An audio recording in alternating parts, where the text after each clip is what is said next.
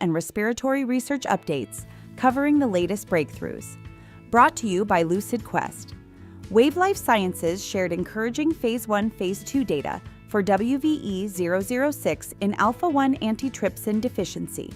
Repeated 200 mg doses raised wild-type MAAT to 7.2 micromolar and reduced ZAAT by 60.3%.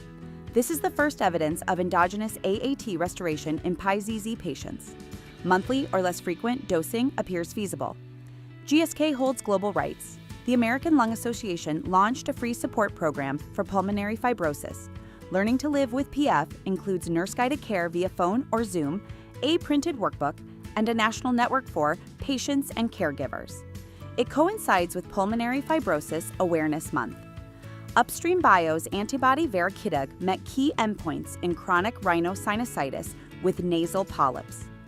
The drug achieved a 1.8-point polyp score reduction over 24 weeks, with p-value under 0.0001. It also improved nasal congestion and reduced need for steroids or surgery. No serious adverse events were seen. Quarterly dosing may be adequate. United Therapeutics reported positive Phase 3 results for Tyvaso in idiopathic pulmonary fibrosis. In the TETON-2 trial, Tyvaso improved forced vital capacity by 95.6 milliliters versus placebo, with p-value under 0.0001. Benefits spanned all subgroups, with gains in quality of life and diffusing capacity. An FDA submission is planned, pending TETON-1 results in 2026. SpliSense announced interim Phase 1, Phase 2 findings for SPL84 in cystic fibrosis. The inhaled antisense therapy improved percent predicted FEV1 in up to 70% of patients. No safety concerns or serious adverse events were observed in cohorts 1 and 2. The platform is also being explored for idiopathic pulmonary fibrosis and other muco-obstructive lung diseases. Shionogi's oral antiviral ensitrelvir is under FDA review for COVID-19 post-exposure prevention. The application is supported by positive Phase 3 Scorpio PEP data. If approved, it would be the first oral therapy for COVID prevention after exposure.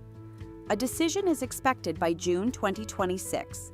Airiver Medical received FDA investigational device exemption approval for its drug-coated balloon catheter in airway stenosis.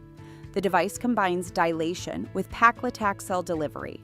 Up to 200 patients will be enrolled in a U.S. trial evaluating safety and recurrence reduction.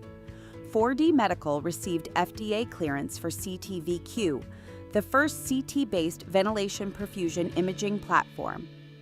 Unlike nuclear scans, it uses radiation-free, contrast-free CT. Validated against SPECT, it improves clarity and access. Backed by Stanford and the U.S. Department of Defense, CT:VQ targets an $1.1 billion U.S. market. Stay ahead in lung and respiratory health research. Like, share, and subscribe for weekly updates. Visit lqventures.com or email us at info@lqventures.com.